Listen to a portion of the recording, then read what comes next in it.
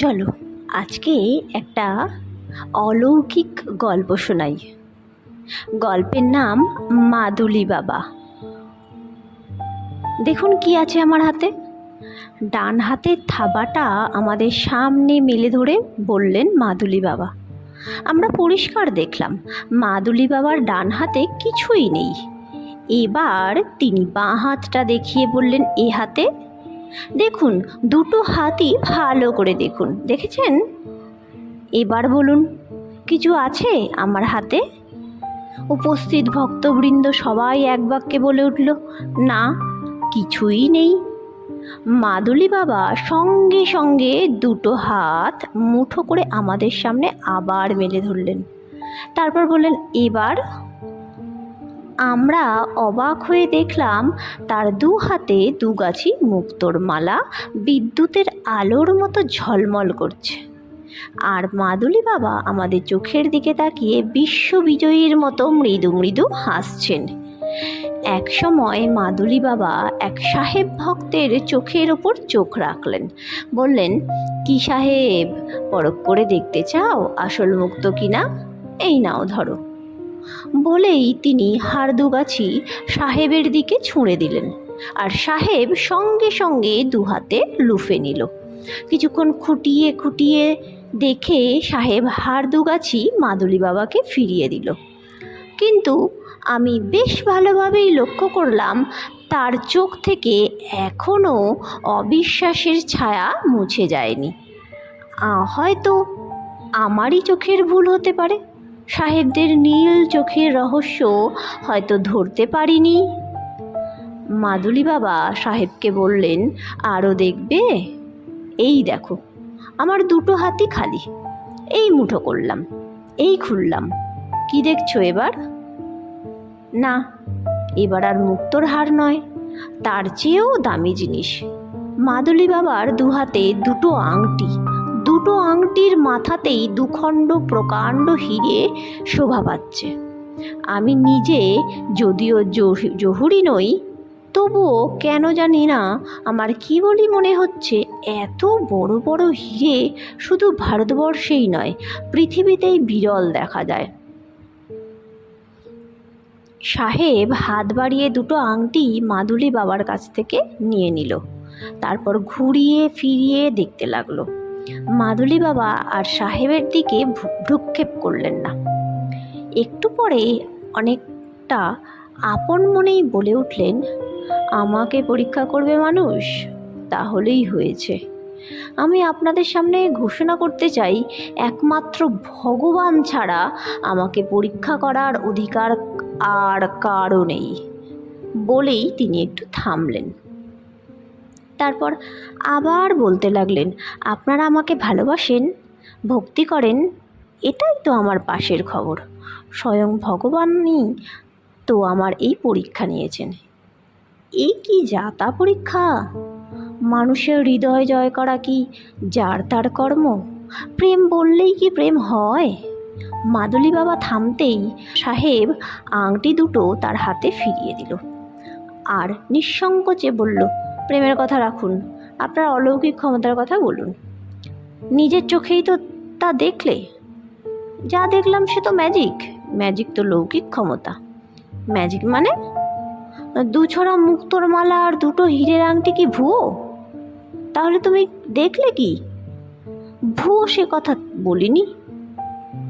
আমি বরং বলতে চাই, ওরকম বহু মূল্যবান অলংকার আপনার কাছে আরও আছে। আপনি কেবল একটু জাদুবিদ্যার আশ্রয় নিয়ে আমাদের এতগুলো লোককে ভেলকি দেখিয়ে দিলেন। ভেবেছেন এরকম করেই গণেশ হালদারের চোখে ধুলো দিতে পারবেন? কে? গণেশ হালদার? Private investigator Ganesh Haldar? তাহলে লোকটা সাহেব নয়, সাহেবের ছদ্মবেশ পড়েছে কেবল। শুধুমাত্র গণেশ হালদার নামটা উচ্চারণ হতেই ঘরের আবহাওয়া যেন পাল্টে গেল। সবাই সাহেব বেশি গণেশ হালদারের দিকে অবাক হয়ে তাকাতে লাগলেন। কিন্তু মাদুলি বাবা দমলেন না, তিনি সরসে বলে উঠলেন, আমি কারোর চোখে ধুলো দিতে চাই না, বরং সবার চোখের সামনে প্রমাণ করতে চাই যে আমি ম্যাজিশিয়ান নই, মাদুলি বাবা। আবার বলছি, আমার ক্ষমতা পরীক্ষা করার অধিকার ভগবান ছাড়া আর কারও নেই। গণেশ হালদার বলল, আপনি অনর্থক রেগে যাচ্ছেন। কথা হচ্ছে আপনার আর আমার মধ্যে, এখানে আবার মিস্টার ভগবানকে ডেকে আনছেন কেন? আপনি বরং আপনার মাদুলির গল্প আরম্ভ করুন, আমরা শুনি। মাদুলি বাবার গলায় কয়েক গাছি মাদুলির মালা, বেশ বড় বড় মাদুলি, সংখ্যায় কম করেও 5-6। তুমি আমার সঙ্গে রসিকতা করতে এসেছো? জানো, টালিগঞ্জ থানার ওসি আমার পরম ভক্ত। আমার এই মাদুলি শরীরে ধারণ করে কত লোক রোগ থেকে মুক্ত হয়েছে সে খবর রাখো? সব খবরই আমি পেয়েছি, আপনার মাদুলি রহস্যও আমার জানা হয়ে গেছে।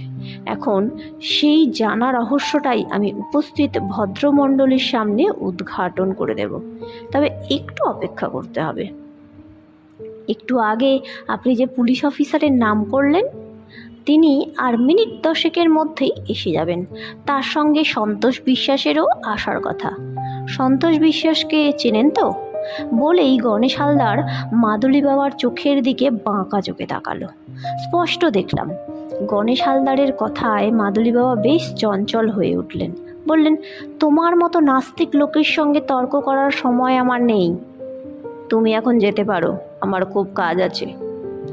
কাজ আমারও আছে বটে, বলেই অগ্নিমূর্তি ধারণ করলেন মাদুলি বাবা। তিনি পকেট থেকে আচমকা আগ্নেয়াস্ত্র বার করে ফেললেন। গণেশ হালদার ব্যঙ্গ করে বলে উঠলেন, এটাই আমি চাইছিলাম। আপনারা সবাই মাদুলি বাবার স্বরূপখানা দেখেছেন তো? চোপড়াও, যদি ভালো চাও এখনই আমার আখড়া থেকে বেরিয়ে যাও, না হলে তোমার মাথার খুলি এই মুহূর্তে উড়িয়ে দেব। উত্তেজনায় থরথর করে কাঁপতে লাগলেন মাদুলি বাবা। যাব বলেই গণেশ হালদার চোখের পলকে ঝাঁপিয়ে পড়ল মাদুলি বাবার ওপর। গায়ের জোরে গণেশ হালদার শিগগিরই মাদুলি বাবাকে কাবু করে ফেলল। তার হাত থেকে রিভলভারটা ছিনিয়ে নিল। ঠিক তখনই আমাদের সামনে উপস্থিত হলেন দুজন বিশিষ্ট পুলিশ অফিসার। একজন হচ্ছেন টালিগঞ্জ থানার ওসি বিজয় মজুমদার, অন্যজন হচ্ছেন গণেশ হালদারের ডিটেকটিভ জীবনের বেসরকারি গুরু ডিডি সন্তোষ বিশ্বাস। গণেশ হালদার মাদুলি বাবাকে বলল, ওই যে আপনি যার কথা বলছিলেন তিনি এসে গেছেন। এই বলে বিনয় মজুমদারকে দেখালো। তারপর বলল, কি বিনয়বাবু, মাদুলি বাবাকে চেনেন নাকি? ভালো করে দেখুন তো এর বদনখানি। বলেই সে মাদুলি বাবার নকল দাঁড়িয়ে হাত দিয়ে টেনে উপড়ে ফেলল। আরে একে জয়নগরের গোপাল চক্রবর্তী না? বললেন বিনয়বাবু। এখনও আপনার সন্দেহ আছে? এই মহাত্মাটির নাম একসময় সিবিআইয়ের খাতায় উঠেছিল। স্মাগলার হিসেবে এর যথেষ্ট কুখ্যাতি আছে, কিন্তু সিবিআই বা পুলিশ এর কোথাও পাত্তা পাচ্ছিল না। নিজেরই অলৌকিক ক্ষমতা বলে আজ ইনি আমাদের কাছে ধরা দিলেন, না হলে আমাদের সাধ্য কী ছিল এর কেশাগ্রটুকুও স্পর্শ করি। একটু থেমে আবার বলল, এই যে মাদুলি বাবার মালাগুলো দেখছেন, এগুলোতে ভর্তি আছে সোনা। সে মালাগুলো খুলে ওসির হাতে দিয়ে দিল। এর পরের ঘটনা সংক্ষিপ্ত। মাদুলি বাবা ওরফে গোপাল চক্রবর্তী গ্রেফতার হলেন। আমরা অর্থাৎ মাদুলি বাবার ভক্তবৃন্দ যে যার বাড়িতে ফিরে এলাম, আর প্রতীক্ষায় রইলাম কবে মাদুলি বাবার বিচার আরম্ভ হবে।